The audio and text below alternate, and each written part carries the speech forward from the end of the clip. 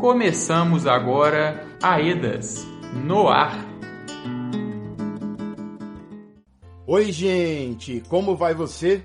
Chega mais pra cá, eu sou o Lucas Jerônimo e é hora de informação importante por aqui. É hora de falar da vida do povo da nossa região após o rompimento da barragem da mineradora Vale em 2019, em Brumadinho. Já se passaram mais de 4 anos do rompimento, mas os problemas continuam. Sempre vale lembrar, para que não se esqueça e para que nunca mais se repita, que esse desastre-crime tirou a vida de 272 pessoas. 3 joias ainda não encontradas, além de deixar marcas da tragédia ao longo da bacia do Rio Paraupeba. O meio ambiente, as comunidades, a vida foram diretamente impactadas e acompanhar de perto o processo de reparação destes danos é fundamental. Você está ouvindo AEDAS no ar. Este é o AEDAS no ar, programa da Associação Estadual de Defesa Ambiental e Social de Minas Gerais, AEDAS, assessoria técnica independente dos atingidos e das atingidas pelo rompimento. Por aqui, a nossa prosa é sobre como tem sido o processo de reparação de danos, se os direitos das pessoas atingidas têm sido garantidos e efetivados, até porque esses danos vão muito além da avalanche de rejeitos de minério. Como anda a saúde, a economia, a alimentação, os equipamentos públicos, por exemplo? Se você está nos ouvindo pela primeira vez, saiba que temos uma série de programas e outros materiais produzidos pela AEDAS que contam um pouco dessa história de trabalho por reparação justa e integral. No nosso programa de hoje, vamos falar sobre o anexo 1.1, que é uma das partes do acordo judicial assinado entre a Vale, o governo de Minas e as instituições de justiça. Também por aqui, informações sobre o processo de reorganização da assessoria técnica independente. Tem ainda a agenda de festejos e vozes da gente. Tem ainda a agenda de festejos e vozes da gente, as vozes dos atingidos aqui no rádio. Para começar, a gente fala sobre algumas definições sobre o trabalho da AEDAS enquanto assessoria técnica independente. Nos programas anteriores, a gente vinha falando sobre incertezas e corte de recursos destinados para este trabalho. Para falar sobre este momento de reorganização, convidamos o Luiz Henrique Chicacho, da Coordenação Estadual da AEDAS. Luiz Henrique, por favor, nos atualize sobre em que pé está essa situação. Após as diversas manifestações que ocorreram, dos atingidos, dos movimentos sociais, a atuação da Assembleia Legislativa, da Comissão Externa, da Câmara dos Deputados, enfim, as instituições de justiça definiram quais são as condições de continuidade da assessoria técnica independente para as ações previstas no acordo judicial. Isso envolveu a deliberação sobre o limite de recurso financeiro, o tempo e o escopo mínimo de atuação das assessorias e também a própria distribuição dos recursos para as regiões da Bacia do Paraupeba. O valor máximo anunciado pelas instituições foi de R$150 mil para um prazo de 30 meses. Luiz Henrique, e sobre o corte de recursos, do qual a gente vinha falando aqui no programa?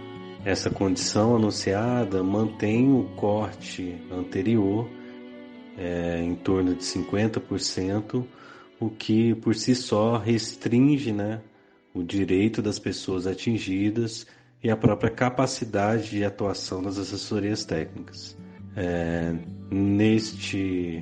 Nesta definição, as IJs realizaram alguns diálogos com as entidades que prestam assessoria técnica para a elaboração de um novo termo de compromisso, já que o vigente atual de 2020. E a assinatura desse termo foi apresentada pelas IJs como condição para a continuidade das atividades prestadas pelas assessorias na região da Bacia. E aí, com a assinatura e a celebração, desse termo de compromisso entre instituições e as ATIs, as assessorias terão um prazo, então, de 60 dias para readequar os atuais planos de trabalho a partir dessas condições estabelecidas. Valeu, Luiz Henrique, obrigado pela atualização das informações. A gente vai seguir acompanhando e trazendo aqui o que tiver de novidades sobre esse assunto. Você está ouvindo AEDAS no ar. E falando no trabalho da Assessoria Técnica Independente e o processo de reparação de danos, agora seguimos e o assunto é o anexo 1.1 do Acordo Judicial, que trata da reparação dos danos. O acordo determina as formas para reparar os danos sofridos pela população atingida em decorrência do rompimento. São diferentes tipos de danos e para cada tipo de dano existe um programa diferente. O anexo 1.1 é voltado para reparar os danos coletivos e difusos de caráter socioeconômico, coletivos e difusos, que são os danos diferentes dos danos individuais, que são aqueles que a gente sabe calcular ou pode calcular quanto cada pessoa perdeu em decorrência daquele dano. A entidade vencedora do processo seletivo para a gestão de R$300 milhões, parte do montante total, é a Cáritas Brasileira Regional Minas Gerais, Associação Nacional dos Atingidos por Barragens, ANAB, Instituto Conexões Sustentáveis, Conexos, Instituto e Dinheiro Brasil. A novidade é que a juíza da 2ª Vara da Fazenda Pública e Autarquias da comarca de Belo Horizonte publicou uma decisão na qual deu prazo para que a Vale se manifeste sobre o pedido de homologação da escolha da entidade gestora. A mineradora assumiu que não tem função sobre os rumos dos projetos de demandas das comunidades atingidas, o anexo 1.1, para entender melhor sobre como chegamos até aqui a homologação da entidade, que deve ocorrer em breve. Vamos recapitular aqui um papo que fizemos com Bruno Kassabian, da coordenação da equipe de diretrizes de reparação integral, e Gabriela Cota, assessora da equipe de coordenação de projetos da AEDAS. Ô Gabriela, Bruno, como esse anexo 1.1 se diferencia do anexo 1.3 e 1.4? E outra coisa, gente, como será feita a reparação por esse anexo? E outra coisa, gente, como será feita a reparação por este anexo? O anexo 1.1 se diferencia dos anexos 1.3 e 1.4 porque ele é para reparação socioeconômica dos danos coletivos e difusos por meio de projetos, de demandas das comunidades atingidas. Os anexos 1.3 e 1.4 são anexos para fortalecimento dos serviços públicos. Então, o anexo 1.1 ele vai reparar as comunidades, por meio de projetos, de demandas das comunidades, como ele denomina. E 1.3 e 1.4 são anexos que colocam obrigação de fazer para a Vale, para poder reparar os danos coletivos e difusos, mas no sentido de fortalecimento dos serviços públicos. 2 bilhões são para projetos comunitários e 1 bilhão para essas linhas de crédito e microcrédito. Vai ser definida uma governança, que é o modelo de gestão desse recurso, e que basicamente vai dizer como que as pessoas atingidas vão decidir como gastar esse recurso. Então, primeiro você monta essa estrutura, instâncias, espaços participativos que permitam essa decisão. E aí, quando você começar a executar de fato o anexo, então essas instâncias, esses grupos, esses espaços participativos vão começar a funcionar e vão começar a decidir nas comunidades, nas regiões e em toda a bacia. E para ficar bem explicado, qual o papel da entidade gestora? Bom, a entidade gestora, a gente ouve muito falar nesse nome, mas ela é a instituição responsável por gerir ou administrar esse fundo de reparação do anexo 1.1 esses valores, né, que estão destinados para a reparação feita, né, por meio dos projetos de demandas das comunidades e também as linhas, né, de crédito e microcrédito. Eu diria que a entidade gestora é uma estrutura de apoio dos atingidos para poder executar o anexo 1.1. Esse anexo ele determina que as próprias pessoas atingidas vão decidir como gastar o recurso. Então a entidade gestora não vem para tomar decisões, ela vem para apoiar as decisões e a execução. Daqui a pouco a gente volta e retoma mais dessa prosa que fizemos com o Bruno Kassabian e a Gabriela Cota da AEDAS sobre o anexo 1.1. Importante ficar sabendo, já já. Você está ouvindo AEDAS no ar. O dia 25 de julho é voltado para a celebração do Dia Internacional da Mulher Negra, Latino-Americana e Caribenha. O marco é uma definição da rede de mulheres afro-latinas, americanas e afro-caribenhas, entidade da Organização das Nações Unidas, a ONU. Aqui no Brasil, desde 2014, também se celebra neste mesmo dia Teresa de Benguela e a Mulher Negra. Infelizmente, essa trajetória histórica das mulheres negras foi moldada pela violência, pela exploração, pelos abusos e por terem destinado a elas os lugares mais vulneráveis da nossa história, da nossa sociedade, desde a escravidão até agora, em 2023. Não existiria Brasil sem as mulheres de origem africana e seus descendentes, o que não é nada diferente na história da mineração. As mulheres negras, entre outras funções, por exemplo, trabalharam como selecionadoras de pedras. Eram chamadas de negras-mina. Isso no período colonial. A separação de pedras preciosas e outros materiais era uma atividade desenvolvida, em sua maioria, por mulheres.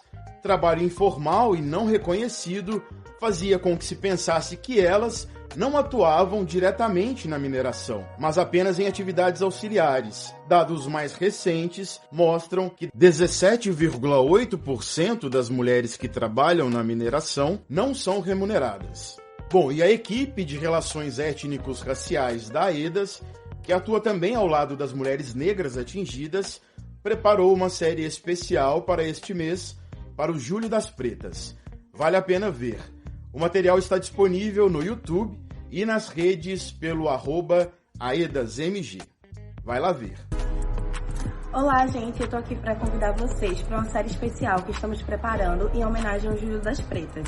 É um mês voltado para analisar e aprofundar debates sobre a situação da mulher negra no acesso a políticas públicas, como educação e saúde, e todas as nossas escrevivências no Brasil e na América Latina. E você precisa saber que em 1992 aconteceu na República Dominicana o primeiro encontro das mulheres afro-latino-americanas e afro-caribenhas. E nesse encontro ficou decidido que o dia 25 de julho se comemora o Dia Internacional da Mulher Negra Latino-Americana e Caribenha. E em 2013, o ODARA, Instituto da Mulher Negra, estabeleceu ações para comemorar a data marco, que é o 25 de julho. E no ano seguinte, a presidenta Dilma Rousseff assinou a Lei 12.987, instituindo o Dia Nacional da Mulher Negra e de Teresa de Benguela.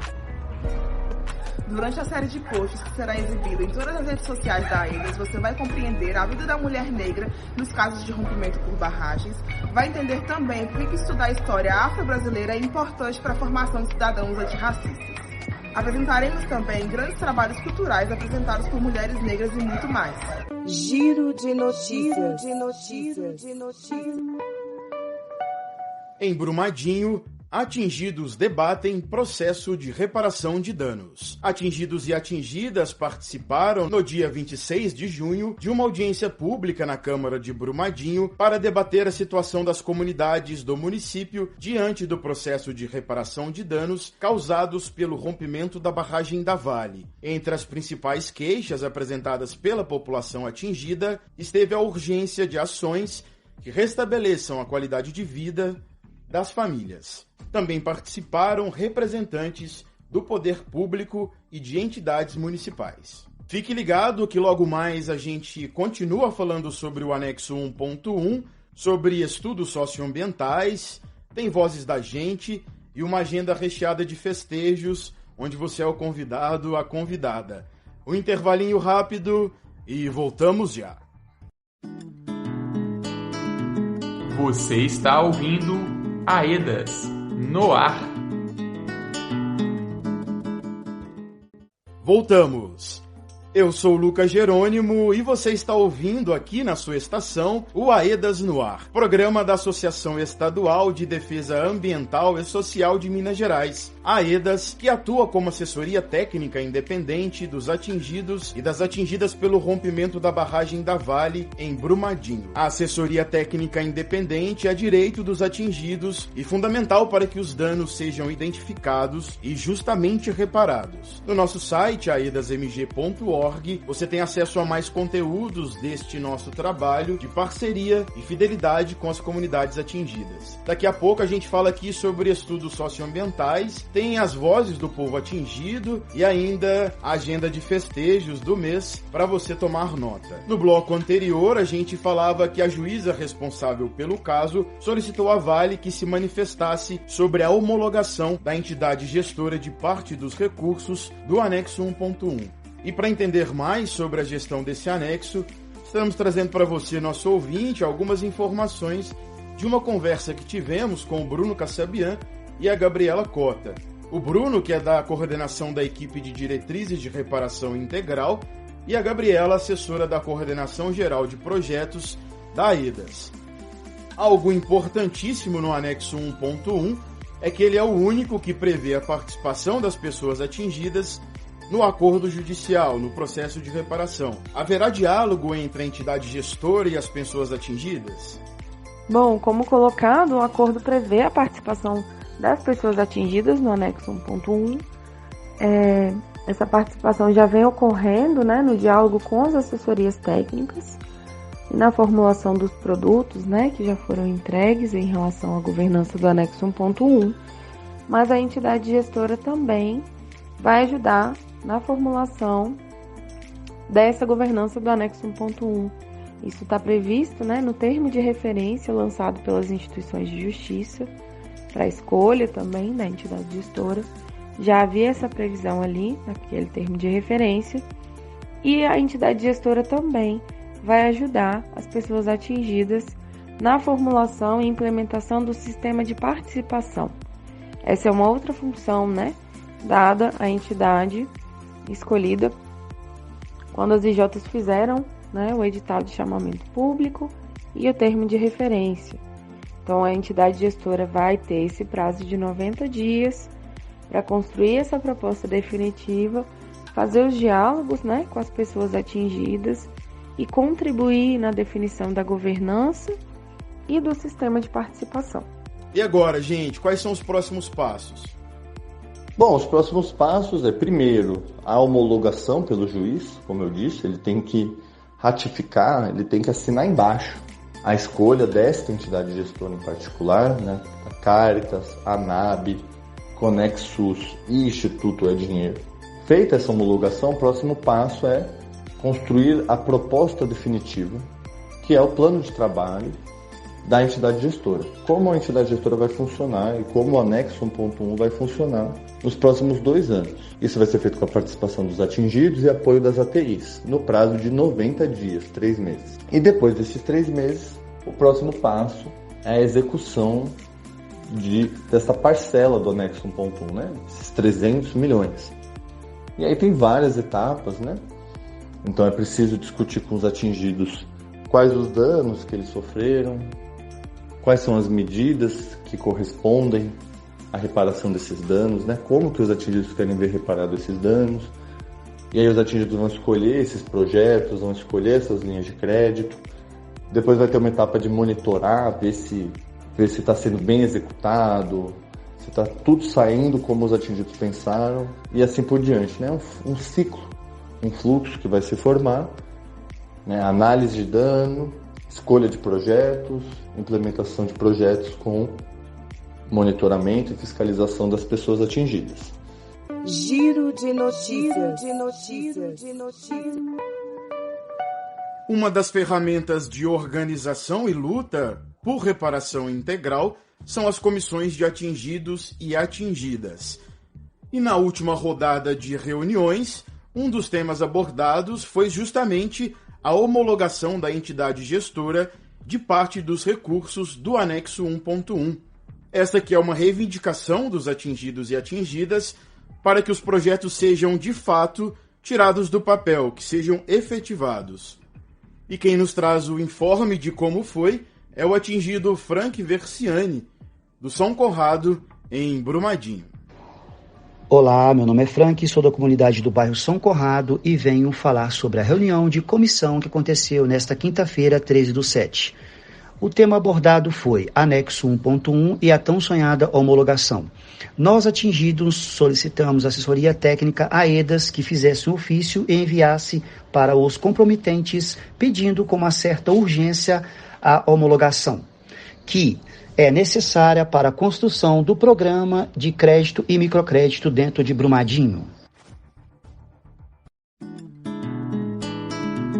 Você está ouvindo AEDAS no ar. Se tem algo que a gente considera, são as vozes dos atingidos e das atingidas, centrais em todo esse trabalho por reparação integral de danos,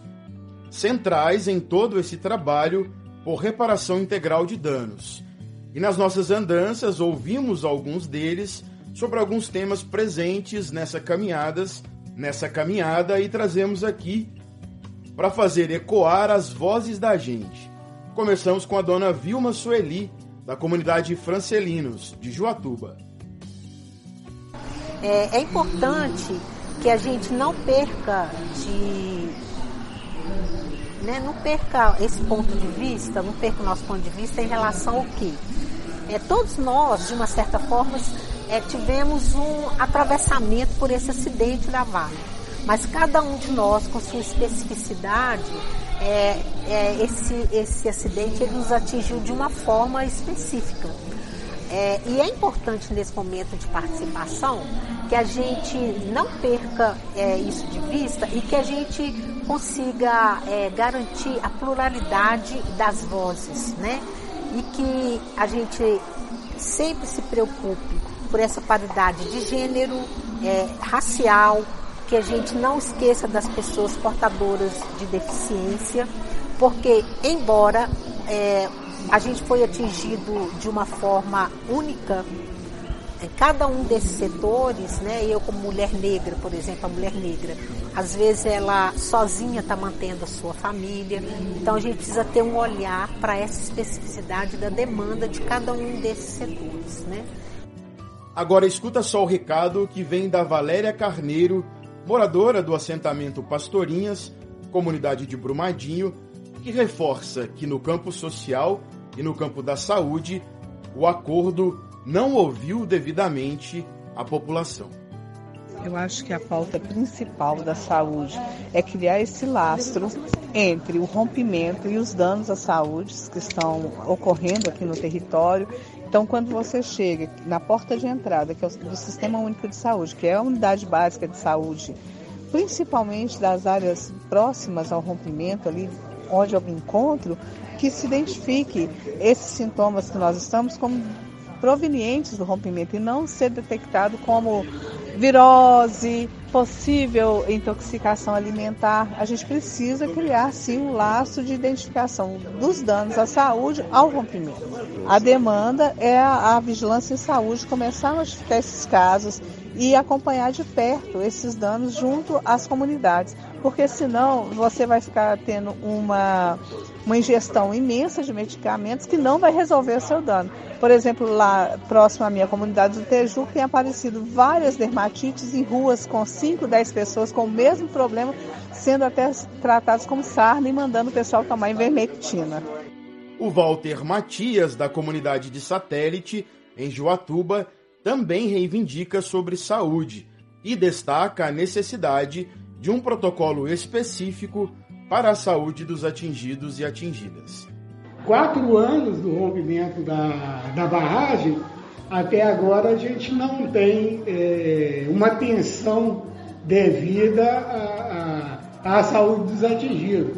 Já está constatada a contaminação com metais pesados, superbactéria, né, que foi localizada, identificada, né, pelo estudo da Universidade Federal do Rio de Janeiro, e nós não temos tido uma resposta efetiva com relação ao estado de fato da saúde das pessoas, com relação a essa contaminação, e também no processo de saúde mental, que a gente ainda não tem um atendimento específico, né, para atender essa demanda, uma vez que todas as áreas de lazer, né, de recreação, de fato, foram eliminadas, né, dentro dessa conjuntura. Uhum. Então nós precisamos de uma atenção com pessoas devidamente capacitadas para o acompanhamento dessas questões. Giro de notícias. A AEDAS divulga informes sobre auditoria dos estudos socioambientais feitas pela AECOM. Mensalmente, a AECOM, auditoria independente que fiscaliza os projetos do Plano de Reparação Socioambiental da Bacia do Paraupeba, apresenta às instituições de justiça os resultados das atividades alcançadas no mês e a atualização quanto ao cumprimento ou não dos cronogramas dos projetos, ações da reparação e do estudo de avaliação de risco à saúde humana e risco ecológico. As assessorias técnicas independentes, as ATIs, participam exclusivamente como ouvintes das reuniões com a AECOM e as instituições de justiça. E para você acessar os informativos sobre a auditoria dos estudos socioambientais, entra lá no nosso site, que é www.aedasmg.org. Giro de notícias.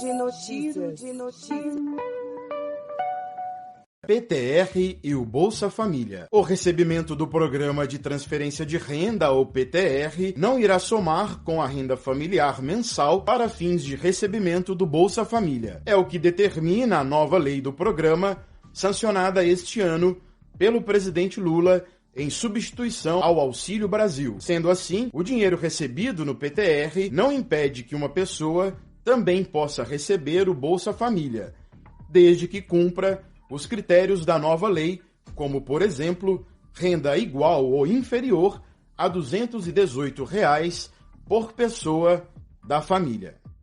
Giro de notícias. Reuniões presenciais na região 2. Atingidos e atingidas de São Joaquim de Bicas, Betim, Juatuba, Mário Campos e Igarapé realizaram reuniões presenciais, onde o principal tema foi a organização dos grupos de atingidos e atingidas, os GAAs da AEDAS, e a nova forma de acompanhamento da mobilização. Outros pontos também foram apresentados a partir das demandas de cada cidade. Entre os temas estiveram o anexo 1.3, obras da Lei 23.830 de 2021, apresentação dos estudos das consultorias já finalizados pela AEDAS e PTR. Nos encaminhamentos está o envio de ofícios e outras reuniões sobre temas específicos. Ao todo participaram 50 pessoas de 21 comissões.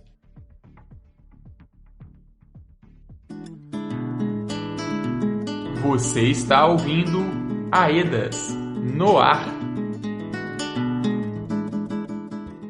E se tem um trem que o povo gosta na nossa região, é de festa. Principalmente quando se trata de festejos tradicionais que valorizam a cultura local e as raízes do nosso povo. Pois bem, pega a caneta, pega o papel aí para anotar a programação cultural dos próximos dias. Segundo encontro musical com o Grupo Pérola, dia 17 de julho, às 19 horas, no Quilombo Ribeirão. Feira de Santana, padroeira da comunidade Maricota, dia 22 de julho, às 19 horas, na comunidade Maricota.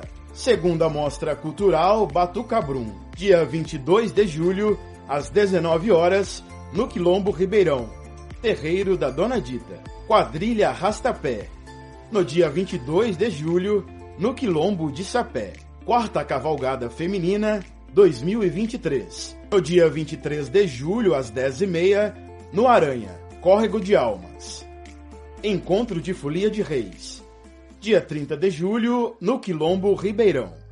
Meus queridos, minhas queridas, era isso que tínhamos para hoje. Valeu muito, obrigado por nos ouvir, por receber as nossas informações e assim contribuir na caminhada por reparação justa e integral dos problemas, dos danos causados pelo rompimento da barragem da mineradora Vale em Brumadinho.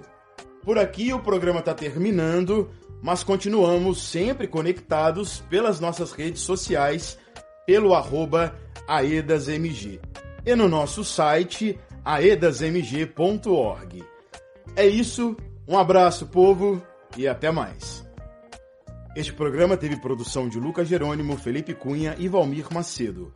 Apresentação, roteiro e edição de Lucas Jerônimo.